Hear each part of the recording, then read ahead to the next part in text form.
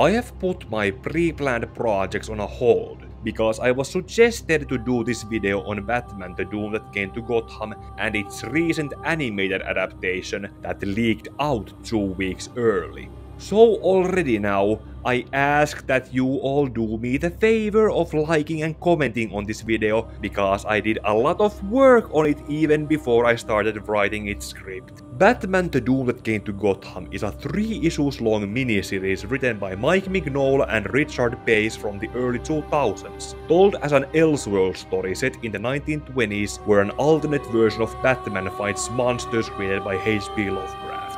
In fact, the story's title itself is an allusion to Lovecraft's 1920s horror story, The Doom That Came to Sarnath, while the titular doom of the story is the lurker on the threshold. That thing on itself is a 196 pages long story written by August Delrith in 1945 after Lovecraft had died in 1937, and that is all I'm going to say about it. The Doom That Came to Sarnath is actually on public domain now, and free to be read or listened to on wikisource.org. I'll drop the link down to the description if you are interested to read or listen to it. Anyway, The Doom That Came to Gotham is 138 pages long, or that is how many PNG files I had to copy with the snipping tool to get scans to use in this video. So this is all the opening I'll be doing, and now we are moving on to the plot commentary. If you want to skip it, here is a timecode for the comic review, and here is a timecode for the animated movie.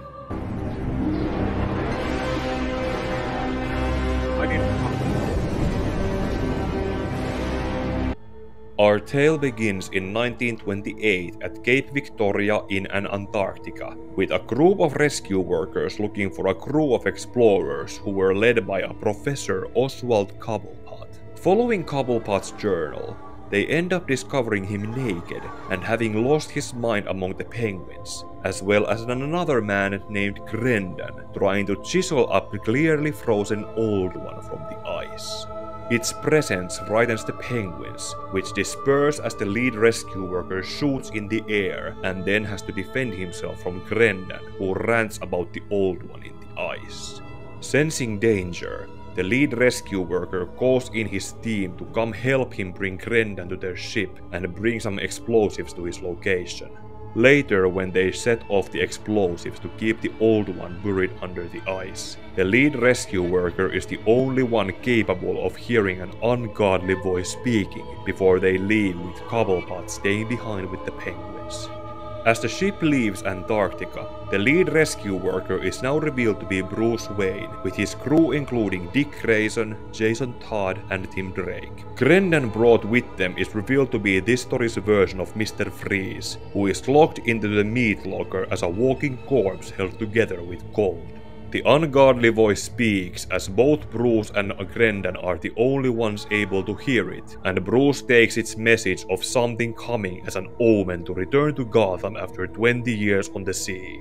Then we get a revision of Batman's origin in this Elseworlds story, being that Bruce's father was stabbed by a crazy person, while his mother held the killer back so young Bruce could run away, and he ended up running into a cathedral's clock tower, which was filled with bats. In the present, as they come shore, Bruce leaves Jason to stand guard on their ship and Grendan, with orders not to let anyone on board without his permission.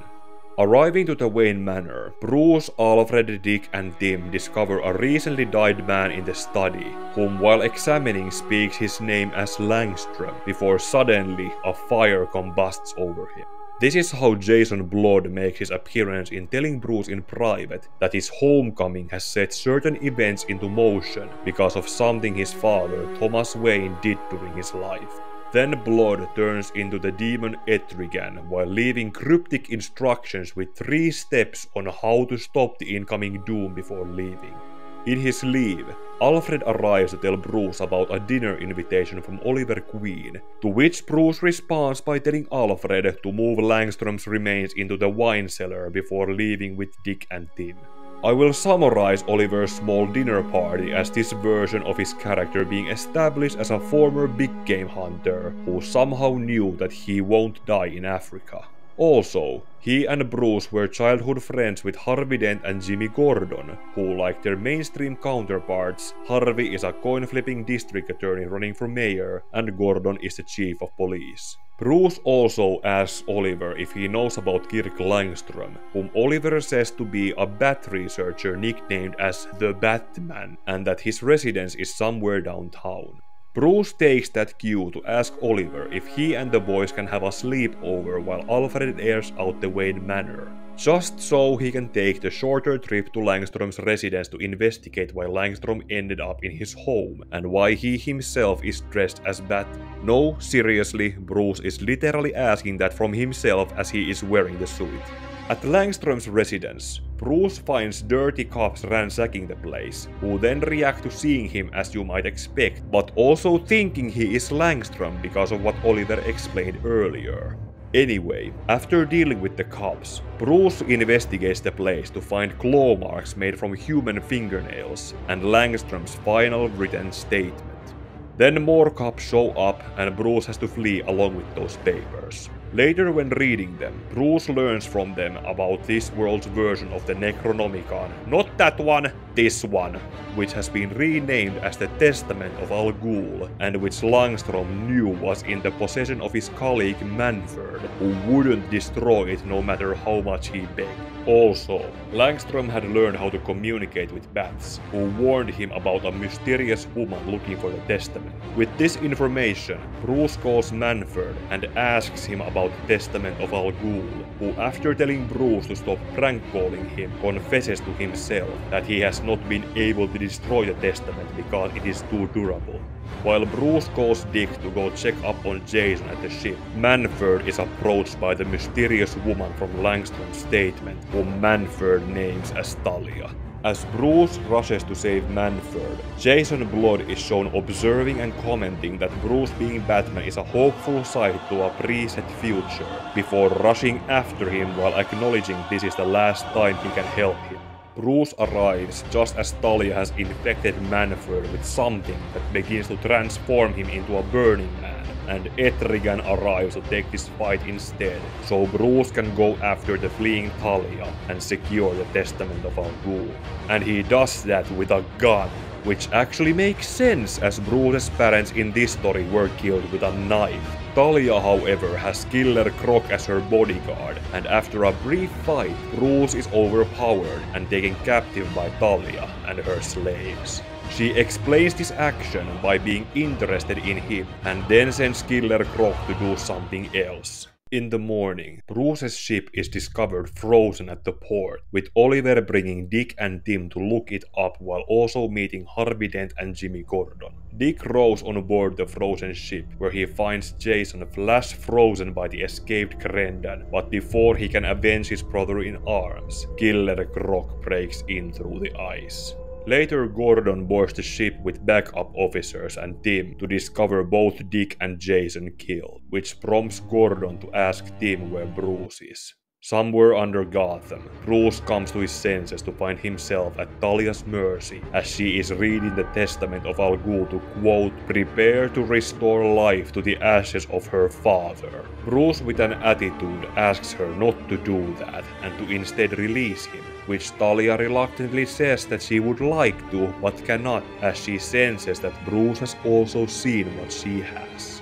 That leads to Talia telling Bruce how her father, Ra's al Ghul, is the stand-in for the mad Arab Abdul al-Hazred, the purported author of the Necronomicon in H.P. Lovecraft's original horror stories. Ra's essentially went into the Nameless City to translate the writings of the Old Ones into the Necronomicon, which then became his testament.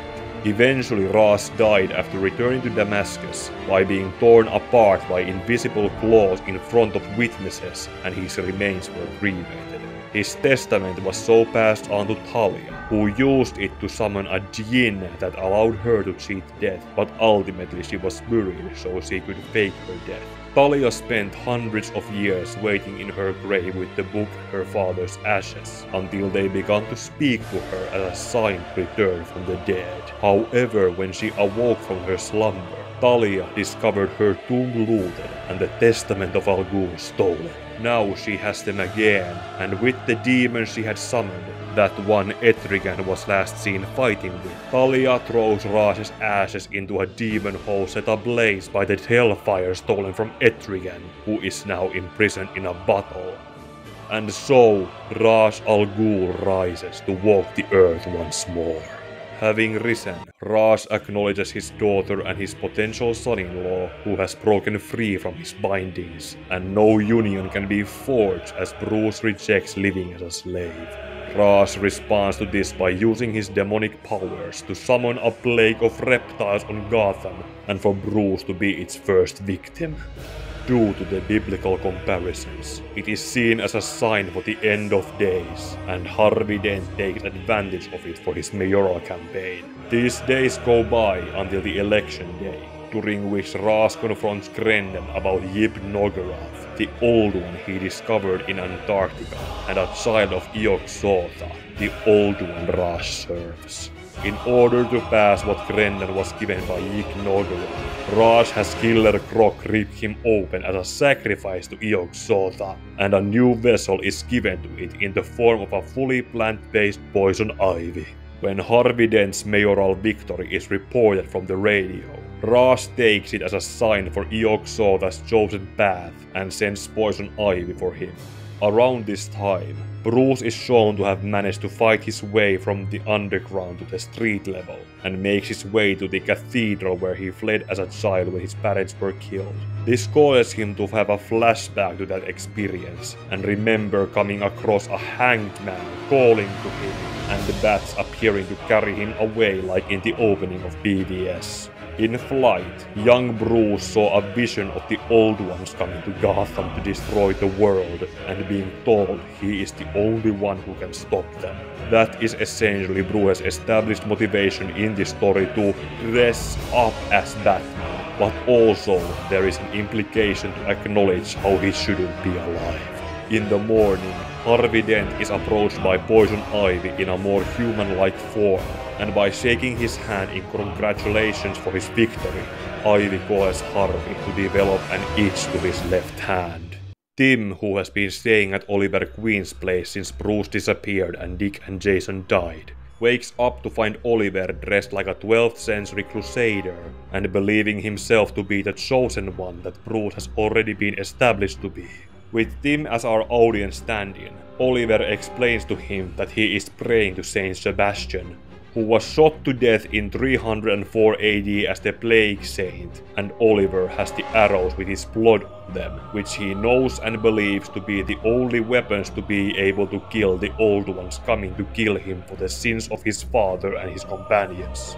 Or in this case, Poison Ivy being sent by the Old Ones to kill him as a false chosen one. Poison Ivy could kill Tim as well, but then Bruce arrives and manages to kill Ivy with a burning log from the active fireplace. Tim recognizes Bruce, who explains what he has learned about being the chosen one to defeat the coming Old Ones, to which Tim responds by telling him what Oliver shared with him, including the magic arrows Bruce takes into his arsenal. Note that compared to Tim, Bruce's skin has been turning brittle and grey, as he also mentions that he should have died from his recent experiences, while also saying that he feels to be in the middle of turning what he needs to be. And speaking of skin conditions, next we see Harvey at a doctor's office, where his itching has developed into a poison ivy infection that is appropriately named Dr. Downplays, but later when he has returned home, it is shown to have grown into a tumorous growth, as Thalia arrives to explain its purpose to him. Probably at the same time or in between those two scenes, Bruce visits Dick and Jason's gravesites to pay his respects to them, while still wearing his costume, with Alfred and Tim commenting about his appearance. There they are also joined by Jimmy Gordon, who introduces Bruce to the version of Barbara we have in this story, as a crippled medium who can communicate with ghosts. Barbara lets Bruce know that there are two ghosts who want to talk to him, with the first one being Kirk Langstrom, who wants Bruce to essentially put his remains to rest and then meet up with Barbara so the other ghost can talk with him. And by putting his remains to rest, I mean Bruce ends up whispering to Langstrom's body down in the Batcave in its only appearance in this story. Later, when he meets up with Barbara at Gotham's old courthouse, the other ghost is revealed to be Manfred, who now in death has more clarity to have a proper discussion in providing exposition. Here comes the Lovecraftian twist, where Manfred reveals to have lived centuries as an original Englishman, who along with men like Bartley Langstrom, Henry Queen, and Thomas Wayne founded Gotham centuries ago. While building it as an ambiguous trade route for the colonies, they met a man named Ludwig Bryn, who was the one who had looted Talia's grave and shared the knowledge from the Testament of Al Ghul with them. Bryn led the four founders down into an ancient, underground city below Gotham, where they performed ceremonies which they ended up regretting. In that regret, they assaulted Bryn and left him down in that place, while having themselves gain immortal life, during which they built Gotham over the years, raised families that they would eventually outlive. Bartley Langstrom was the first one to realize that life was not living, and so he hanged himself in Gotham's cathedral, while his descendant carrying his sins would later be found dead by Bruce when he returned to Gotham. Bryn, who was left down in that dark place, survived on fungi that ended up turning him into Killer Croc. As for Henry Queen and Thomas Wayne, they lived to see their wives and children grow old and die, eventually taking new wives and posed as their own descendants, until they decided to have children again, which led to Bruce and Oliver to be born. By then, Henry Queen had been driven mad by his long life, and in his madness, he killed Thomas Wayne and his wife, so driving Bruce to run into the cathedral and discover Bartley Langstrom's hanging corpse. Oliver managed to learn only bits and pieces of this as he grew up, enough to prepare for it when it would happen, but as Bruce had been made the chosen one by Langstrom, so all that Oliver managed to contribute was to pass the plague arrows of Saint Sebastian to Bruce to use against Ra's al Ghul. And so the ground beneath them breaks open, and Manfred's ghost along with Barbara urges Bruce to make haste to stop the coming doom. Descending to that place, Bruce is confronted by Killer Croc, whom he now knows to be Ludwig Bryn, and who dies when pushed against a wall, which causes the ceiling to fall onto him. Going in deeper, Bruce ends up discovering Harvey, whose tumors have grown to the point of becoming a portal to the other side. Harvey is visibly in pain and tells Bruce good luck with what he has come here to do, with Bruce taking it and his coin with him as he enters the portal. Inside of Harvey Dent, Ra's al Ghul and Talia are summoning Yog-Sotha when Bruce arrives armed with his bow and arrows. The two wolves inside all of us, which Harvey seems to have fed equally, are used as first guards which get the first two arrows, which burn the Eldritch Horrors into bone and ashes. With them down, Ra's points Bruce's attention below them at Yog-Sotha, which as an old one could cause normal people to be driven mad. But having been chosen by Langstrom, Bruce has seen it before, and the sight so has no power over him, as Bruce fires his last arrow at Ra's, who instinctively uses his testament to block it, and it is set ablaze. Enraged, Ra's attacks Bruce while ranting about it being too late and unleashes magical fire against him in the name of Yog-Sotha.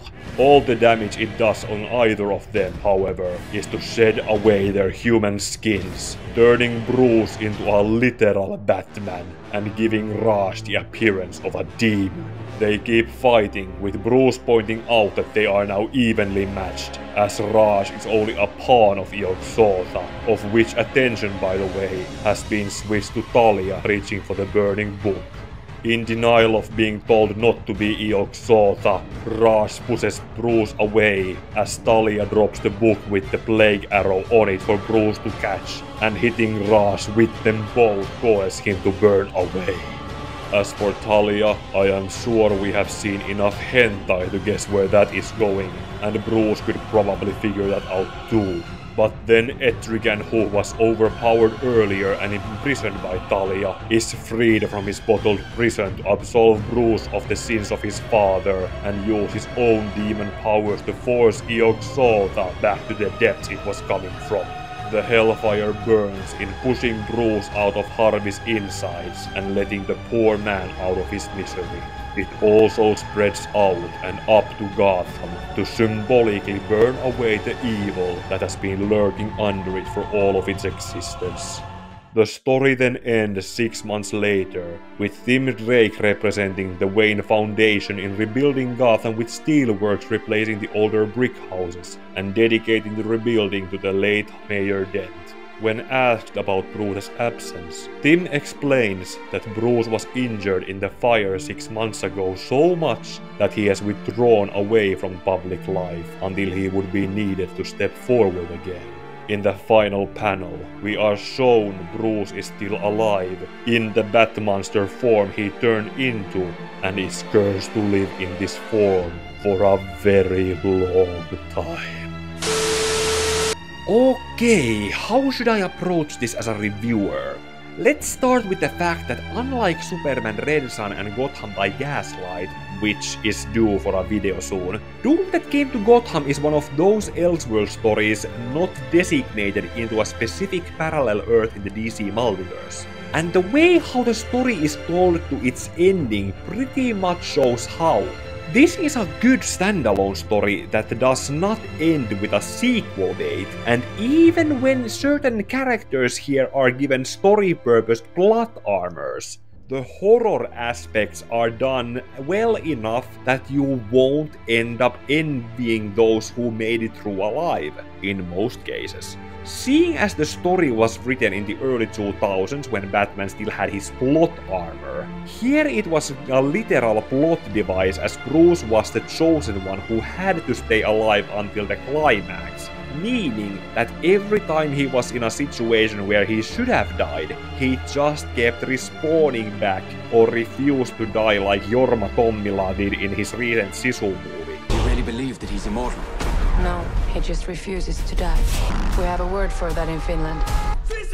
And Bruce's motives for being Batman, or to be clear, to dress up as Batman, did come across rather Lovecraftian, with his first time seeing Yog-Sotha after his parents being killed, making him go mad enough to have dreams telling him to dress up like a bat. As for characters who did end up dying, Jason Todd's case was pretty much a dead giveaway. But Dick Grayson's death felt unnecessary outside of establishing the stakes of how people in this story can die. But just like the surviving Tim Drake, they were those characters in name only, so they could have been original nameless characters too who were just created to be killed off. Then Oliver's death was like a straight up take that trope at his status as a wannabe Batman or a false chosen one, whom Poison Ivy came to kill off just to have him be killed off for trying to take Bruce's place as the hero. And then let's compare Batman's villains as Eldritch abominations. The Penguin was pretty much written out of the story in his introduction, in having him gone mad from seeing Yig Noggurath to live with the Penguins. Contrast to Mr. Freeze, who was not Victor Freeze, but rather a man named Grendon, who turned into an ice zombie in the Antarctica, and Poison Ivy was a sentient potted plant capable of taking human form instead of Pamela Isley. As for Killer Croc, he was explained to have been turned into the original lizard people who used to live in the underground city millions of years ago. But the way how his transformation was explained as eating fungi, I wouldn't be surprised if he was originally supposed to be the Swamp Thing. Harvey Dent became Two-Face pretty much in name only, and ended up as a victim of the Old Ones as a plot device. Ra's al Ghul then was pretty much like I already said during the plot commentary, a composite character with Abdul al-Azred from Lovecraft's original works. with his own version of the Necronomicon as the testament of Al Ghul. Talia, on the other hand, remained as a loyal daddy's girl that she was at the time of the story's publication, while also showcasing her typical attraction towards Batman as her mainstream beloved and baby daddy. That being said, they were also the oldest versions of these characters by being over 800 years old, while in the mainstream DC continuity, the oldest Raj has been there is 700 years, at least after the Infinite Crisis. Man-Bat, on the other hand, had his body horror transformation passed on to Bruce, who will spend the rest of his days in that form. Also, Barbara as Oracle being something of a reverse dead man, allowing spirits of the dead to talk through her was a genius move, even when it reduced her again into a plot device to exposit exposition. But compared to what was done to so many other characters in this story, I'm going to let that slide, with it equaling out with everyone else also suffering in their fates. And all those changes were pretty much well illustrated in Troy Nix's art, with Dave Stewart's coloring also doing that piece of visual storytelling on Bruce's transformation well. Not bad! I'm surprised it took me up until the animated movie was being announced, and Robert suggesting me to do this video to properly read this comic. Now, Robert also told me that the animated movie would be pretty close to being a one-to-one adaptation with only few small changes. And as I have made it clear by now, I kept myself from watching it until I read this far into writing this video script. So, now that I have gained the required insight to know what the story is, I should be ready to watch the animated movie and how well it retells the story.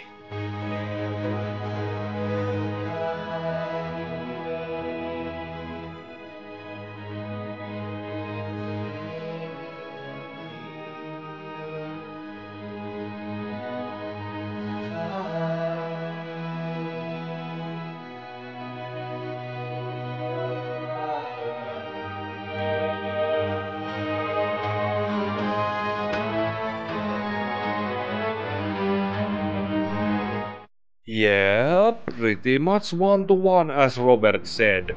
Not a perfect one, mind you, but certain liberties taken with the adaptation did manage to expand some aspects that were jumped over rather quickly in the comic, while some omissions caused a couple of head-scratchers.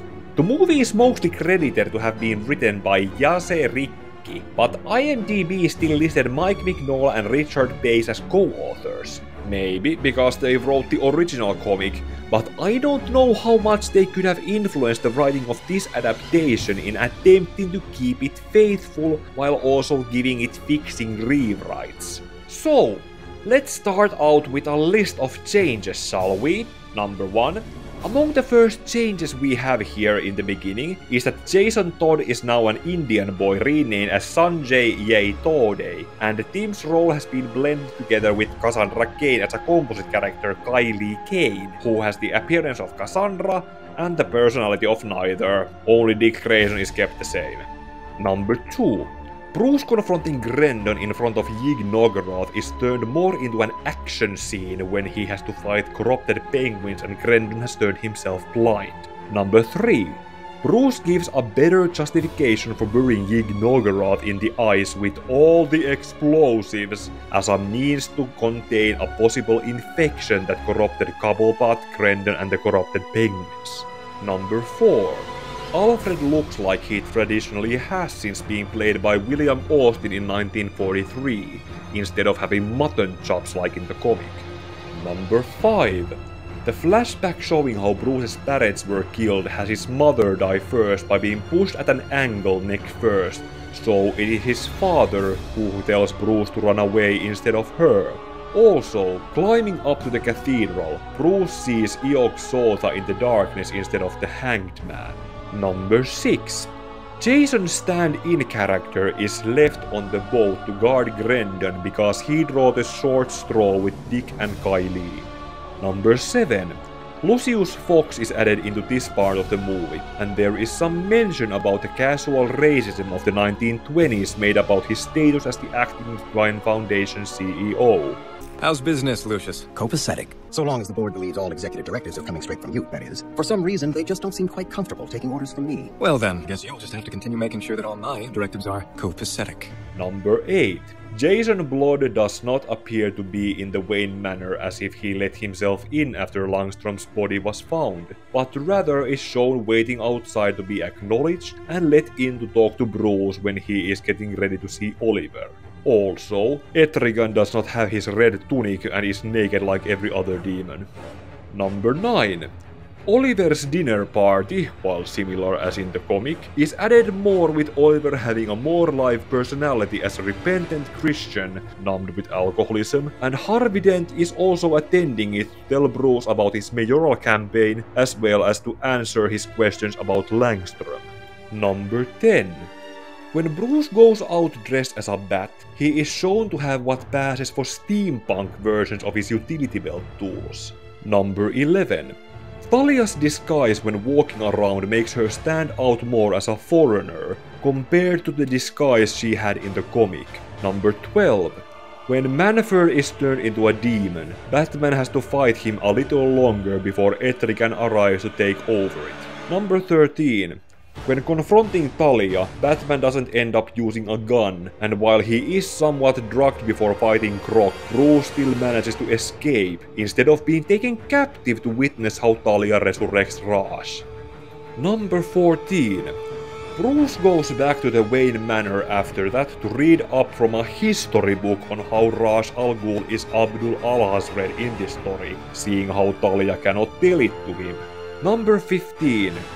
Dick and Jay die exactly like in the comic, and Tim was probably replaced with Kai Lee, so we could get her reaction lead to Oliver comforting her like this, since it would have probably looked different with a male character.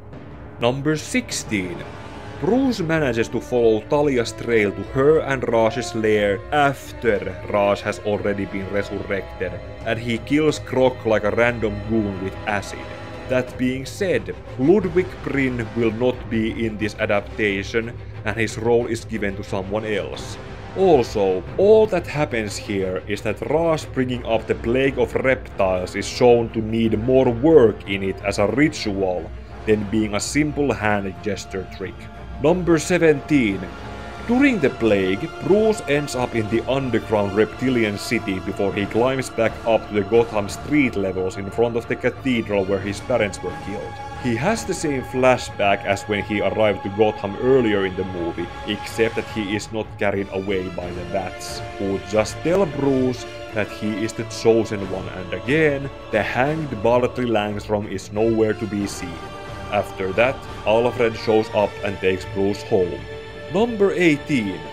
When Kylie finds Oliver dressed as a 12th century crusader, he actually tells her more about what the comic told us later, like how he knows about his father's long life and being the one who killed Bruce's parents. So Oliver's motivation for believing he is the chosen one comes from his belief of needing to pay for the sins of his father.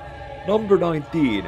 Kylie leaves to bring Bruce to see Oliver from the Wayne Manor where he is talking to Langstrom's body, which Alfred and Lucius comment about if they should have Bruce committed to Arkham while mentioning Hugo Strange. While that is happening, Grendon is killed so Poison Ivy can exist, and she infects Harvey after he becomes mayor. Number 20. Poison Ivy attacks Oliver while Bruce and Kylie are on their way to him, and Oliver is given a more heroic death in getting to put up a fight against Poison Ivy, which results with him blowing them both up with a hand grenade and staying alive until Bruce and Kylie arrive. Oliver manages to make peace with Bruce before he dies, and passes on his holy weapons to him. Number 21. Bruce is not wearing his Batman mask when visiting Dick and Ye's graves, but his face looks visibly more gaunt in the early stages of decay. Chief Gordon also arrives without Barbara to tell Bruce that she wants to see him for the dead spirits he has to talk to. Kylie also expositions that Barbara has an occult reputation as a spiritual medium called Oracle. Number 22. Here, when approaching the climax, the story is extended with some additions of Bruce saying goodbye to Kylie and Alfred before leaving with the Batmobile, which just happens to be here, and Barbara being kept in Arkham Asylum. That could actually be seen as a proper Lovecraftian nod, as the original Arkham was created by H.P. Lovecraft as a fictional city in the state of Massachusetts, before Jack Harris and Dennis O'Neil picked up that name for the asylum as a homage to Lovecraft. Number 23. The ghost that Bruce talks through Barbara is his father Thomas Wayne instead of Manfred, who tells him what Manfred did in the comic, and also tells him about how Oswald Cobblepot took Ludwig Prince's role in discovering the Testament of Al Ghul instead. Also, Bartley Langstrom is shown to have hanged himself in the cathedral, despite his body not having appeared there in the earlier scenes, and Barbara passes away after that conversation has happened. Number 24. Bruce has to make a detour back to Langstrom's residence to perform a ritual that replaces him intimately talking to Langstrom's corpse to get more in tune with the bats, and then goes to the underground reptilian city since he already knows where it is. So, there is no ground breaking after Barbara is done channeling ghosts. Number 25. Since Croc was killed off as a throwaway goon who is not Ludwig Prin, Bruce does not come across him before finding Harvey suffering as the portal for Yog-Sotha, but going inside Harvey, he has to fight abominations of Dick, Jay, and Oliver's souls, who take 3 out of the 4 Saint Sebastian's arrows. Number 26.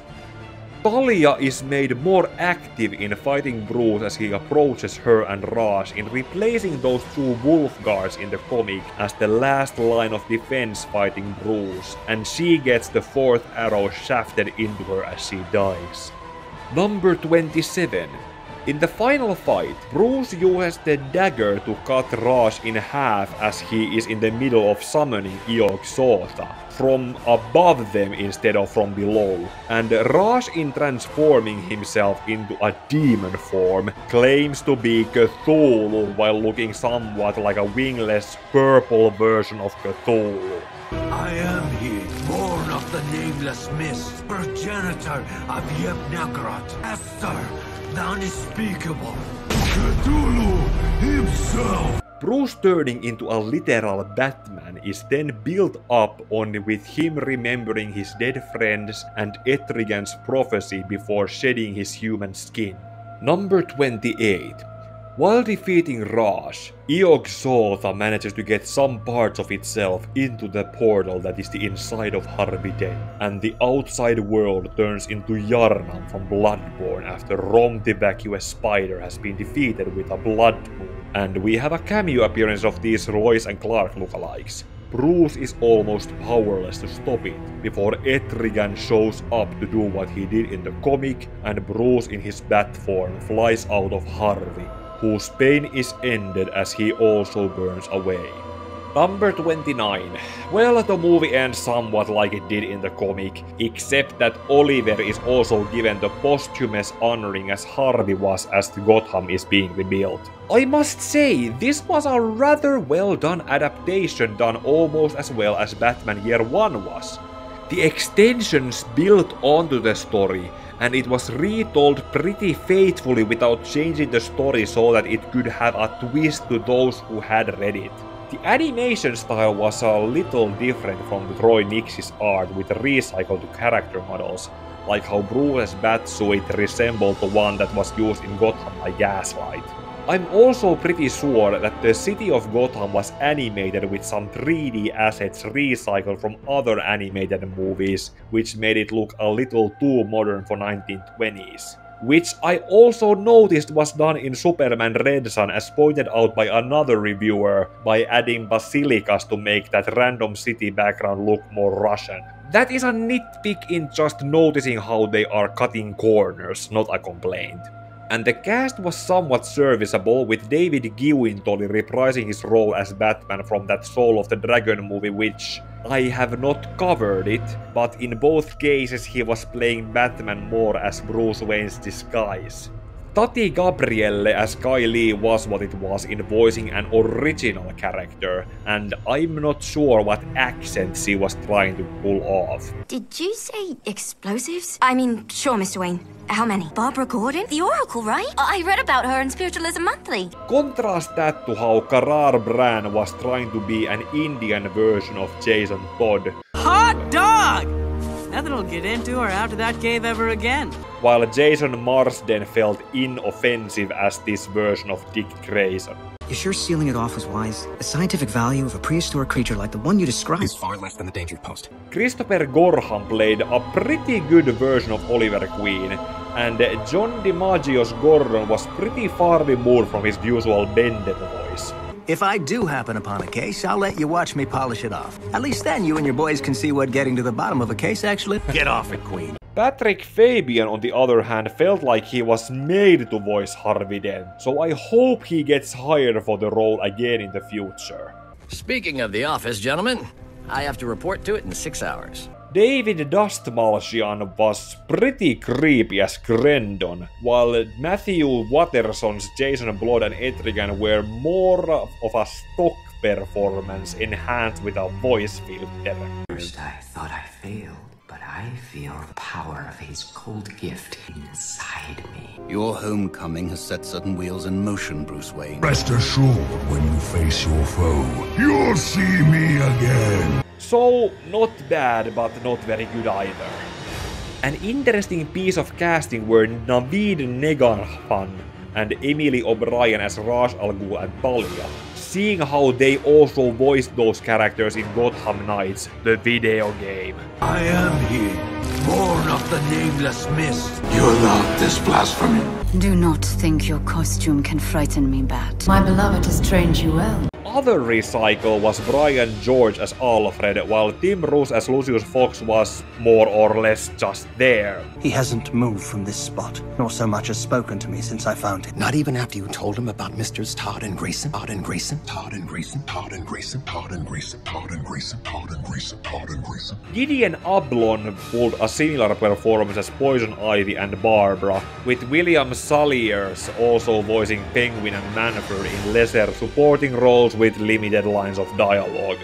Jeffrey Combs voiced Kirk Langström's dead body and the swarms of bats haunting Bruce, which I'm not sure if the filter used to enhance it made it sound better or sound like a generic horror movie voice. If you're reading this, I, Dr. Kirk Langstrom, am dead. You understand what that means now. Darren Paul, on the other hand, had his performance as Thomas Wayne's ghost properly built up to eventually being enhanced to come across as a tortured soul in hell. It's me, son, and I am so sorry. Believe me, I wanted to tell you this when you were old enough. Knowing what we'd done, truly done, drove Barclay Langstrom to suicide. Worse yet, the curse placed a burden of undoing our misdeeds upon our children. Well done, WB Animation and DC Entertainment. This is how you should be doing these adaptations. I have not watched Gotham by Gaslight since it came out in 2018, or was it 2019? Which I remember doing a certain change to its ending, so that is going to be the next adaptation comparison review. And after that I'm going to go back to what I announced to make next, starting with Superman vs the Elite. Now, as I asked for it in the beginning, remember to like the video, comment whatever you have to say about the comic and its adaptation down below, share this video for more people to see, and subscribe for my following videos. Also, I have finally managed to fix my problem with OBS, so gameplay streams are back on my random agenda. If I have managed to finish Sonic Adventure 2 by the time this video is done, then I'm probably doing a first time playing streams on The Last of Us Part 2. So, remember also to ding the bell for when those are happening, and may your heart be your guiding key.